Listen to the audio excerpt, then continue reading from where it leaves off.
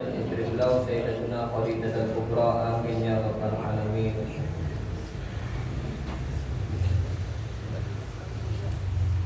Bismillahirrahmanirrahim. Alhamdulillahilladzi syarrafa hadzal wujuda bi bi'tsati akrami nabiyyin wa 'azzi mauludin sayyidina wa maulana Muhammadin nabiyil ummil muqaddasil mahmud li syafa'atil uzma wal haudil maulud unsuril fadailil masyhud wa karimil ummahati wal abai wal judud nukhbatil alim wa sayyidi waladi adam man intaqala fil quraril karimah nuruhu wa da'al qawna miladuhu wa bi'satuhu wa zuhuruh wa tala'at syamsul hidayah wal irfan bintiqali suhbihi ala kullil afwan wassalatu wassalam ala sayyidis sada kamilish syama'il wasifati dhunnuril amin wal qadril azim wassiratil mustaqim والدين القويم والحسب الصميم والمجد الفخيم وعلى آله وصحابته وأزواجه وذريته وتابعه من أهل ملته وخديجة التي تشرفت بأشرته وصحبته وفازت بخدمته وشهدت يوم بعثته وقامت بتأييده في دعوته ومواظرته ونصرته أما بعد.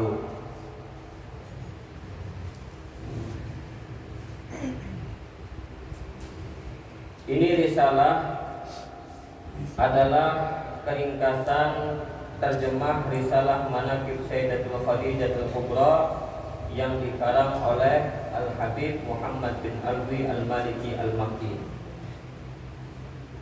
Berkata Habib Muhammad bin Alwi Al-Maliki, ini risalah Manaqib Siti Khadijah adalah tiupan syafaat kenabian dan limpahan rahmat ketuhanan dengan disertai goresan pena tentang keistimewaan Ummul Mukminin Sayyidatuna Khadidah Al-Kubra, istri Rasulullah Sayyidil Mursalin. Khadidah Al-Kubra mempunyai kepribadian yang sangat baik, yang merupakan cerminan dari budi pekerti Rasulullah insanu kamil. Saya susun risalah ini untuk menebarkan keharuman di majlis-majlis dan perkumpulan baik di kota-kota maupun di pelosok desa. Jadi ini terjemahan dari apa yang dikarang oleh Abuya Muhammad bin Alwi Al-Maliki terkait tentang Manaqib Sayyidatuna Khadidah Al-Kubra. Dan biasanya manaqib beliau ini dibaca di setiap bulan di tanggal 11.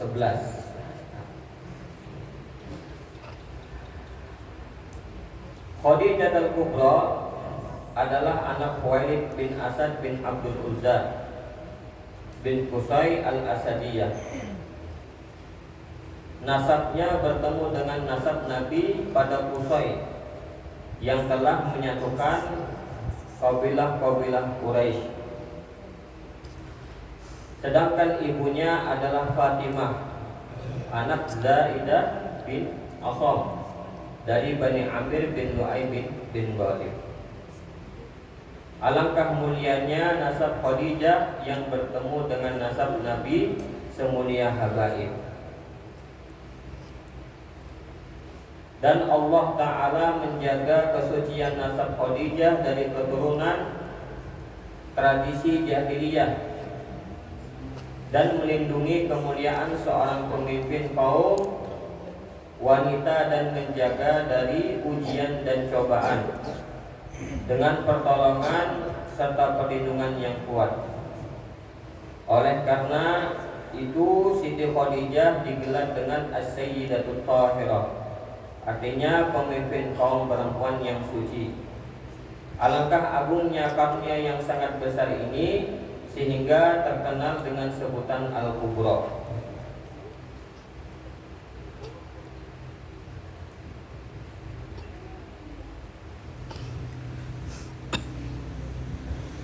Jadi Sayyidatuna Khadijah apabila dilihat nasab beliau dengan nasabnya Nabi Shallallahu Alaihi Wasallam, bukan nasabnya Nabi Shallallahu Alaihi Wasallam, Sayyiduna Muhammad bin Abdullah bin Abdul Muthalib bin Hashim bin Abdul Manaf bin Qusay.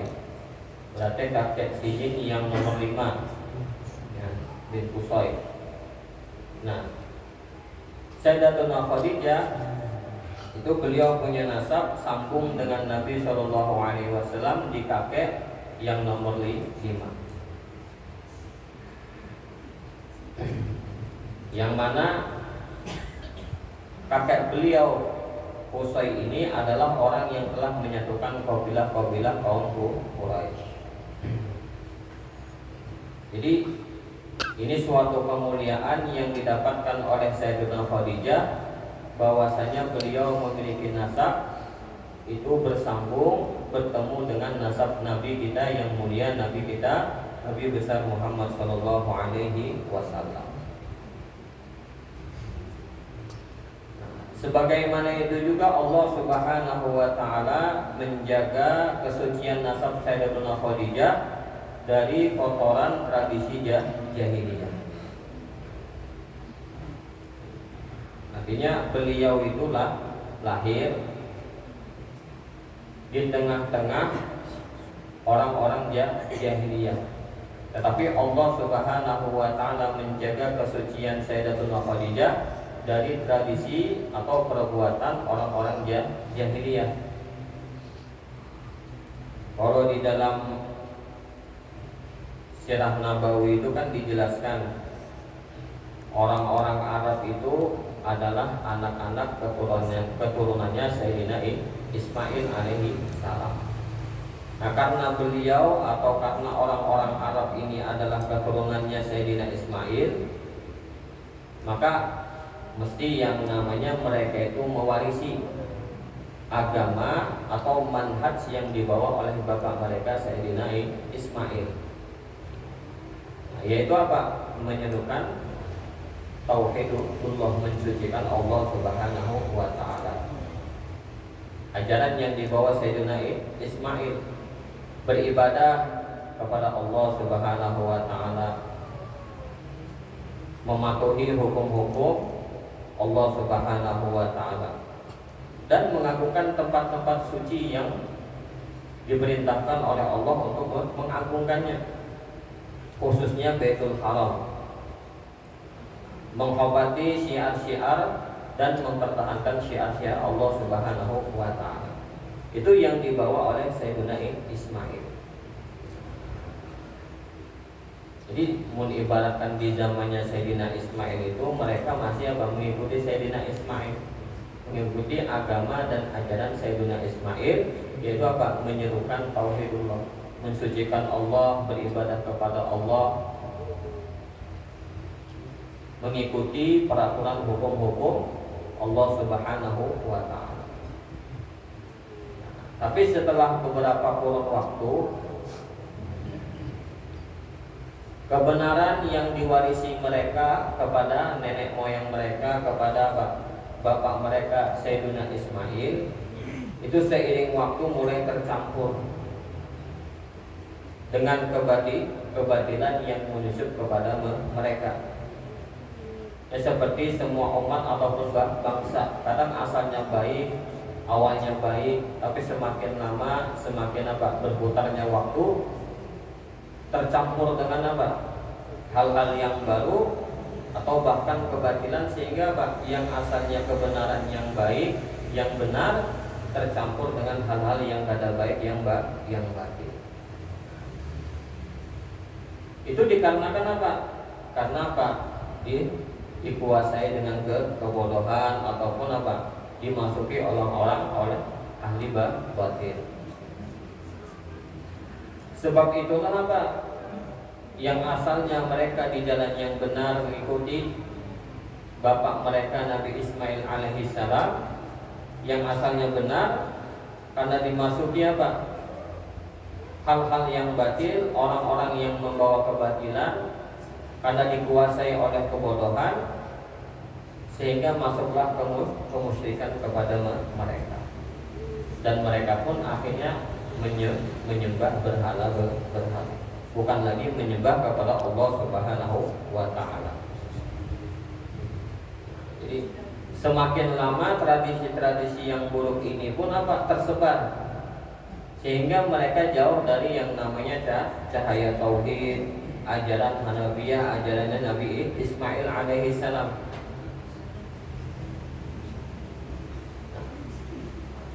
Di dalam sejarah itu dikatakan bahwasanya orang yang pertama kali memasukkan kemusyrikan kepada mereka orang-orang Arab itu, yang memasukkan atau mengajak mereka untuk menyembah berhala itu adalah Amr bin Luhai bin Qam'ah, nenek moyangnya Bani Khuza'ah.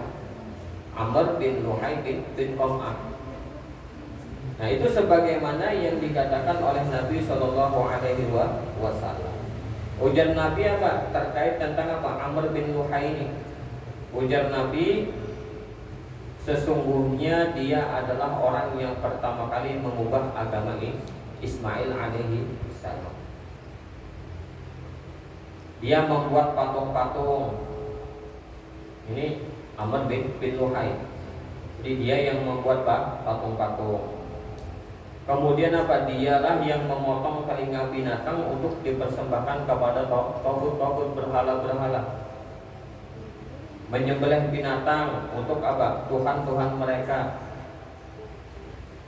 Membiarkan unta-unta untuk sesembahan, dan memerintahkan tidak boleh menaiki unta tertentu karena keyakinan kepada berhala. Itu Amr bin Luhai bin Qam'ah, orang yang pertama yang mengubah agama Ismail alaihi salam. Itu diceritakan oleh Ibnu Hisham. Kenapa bisa sampai Amr bin Luhai ini membawa berhala ke Mekah, mengajak orang-orang yang ada di Mekah itu menyembah berhala. Itu dikatakan oleh Ibnu Hisham bahwasanya Amr bin Luhai ini keluar Mekah menuju ke Syam untuk suatu keperluan. Nah, ketika sampai di Ma'ab di daerah Balqa, nah, di tempat tersebut di Ma'ab tadi di daerah Balqa itu terdapat anak keturunannya Amlik bin Laus bin Sam bin Nuh. Dan Amr bin Luhai ini melihat orang-orang di sana itu menyembah berhala. Maka ketika melihat itu, Amr bin Luhai pun bertanya kepada mereka, apakah berhala-berhala yang kamu sembah ini? Ujar penduduk Ma'ab tadi ini adalah berhala-berhala yang kami sembah, yang mana kami minta hujan kepada berhala ini, lalu kami pun diberikan hujan, katanya. Kami menyembah dia, meminta pertolongan kepadanya, lalu kami diberikan pertolongan. Maka Amr bin Luhai ini berkata, bolehkah kalian berikan aku satu berhala untuk aku bawa ke negeriku Arab, agar mereka orang-orang di sana itu menyembah sebagaimana disembah kalian. Maka diberikanlah satu berhala kepada Amr bin Luhai ini yang nantinya akan dibawa ke Arab, ke Mekah. Berhala itu yang diberi bernama Hulam. Dibawalah pulang ke Mekah dan dipasanglah berhala tersebut. Kemudian memerintahkan orang-orang untuk menyembah dan menghormati berhala tersebut. Jadi dari kisah inilah berhala, penyembahan patung-patung berhala itu dimulai yang ada di Mekah.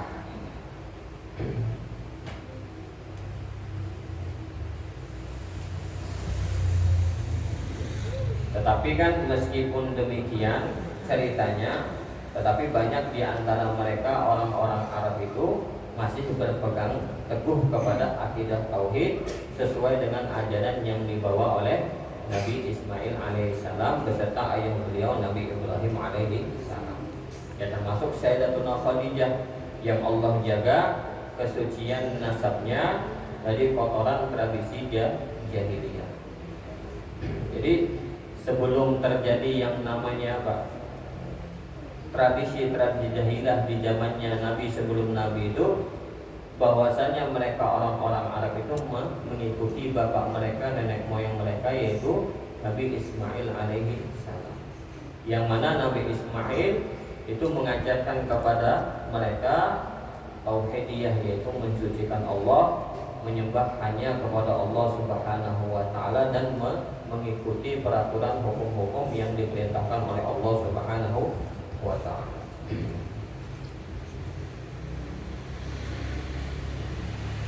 Nah, sebab itulah Sayyidatuna Khadijah ini digelar dengan As-Sayyidatul Thahirah, pemimpin kaum perempuan yang suci.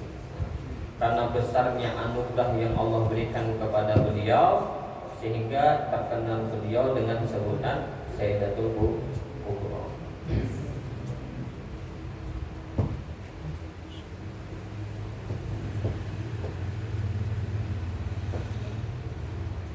Khadijatul Kubra dilahirkan sebelum kelahiran Nabi 15 tahun. Dia dibesarkan di lingkungan rumah tangga yang suci dan damai, sehingga Khadijah menjadi perempuan yang suci, pekertinya dan ilmunya dan kecantikannya dan kelebihannya, dan bijaksana dalam menghadapi permasalahan yang ada.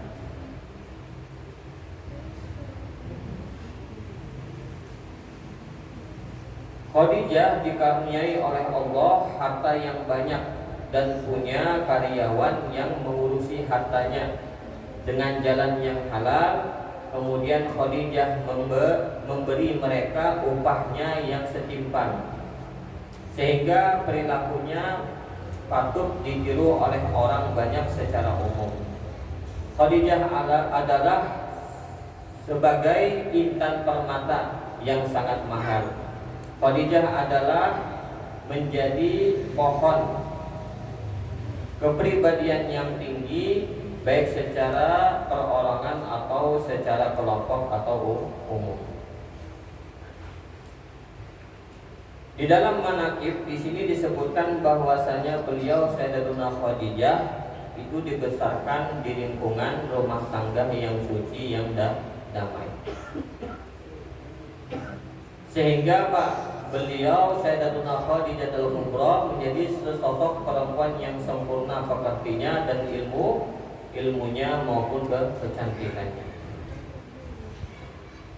Jadi dari apa yang kita bisa pahami di sini, bahwasanya di antara faktor yang sangat penting seorang anak itu menjadi anak yang baik kelak, menjadi anak yang pekertinya baik, akhlaknya baik, dan banyak kelebihan-kelebihannya.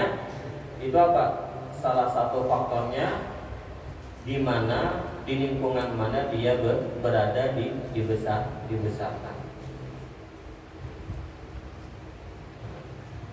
Ini mengibaratkan hendak yang namanya anak itu menjadi anak yang soleh ataupun solehah, maka dididik di rumah yang baik, yang damai.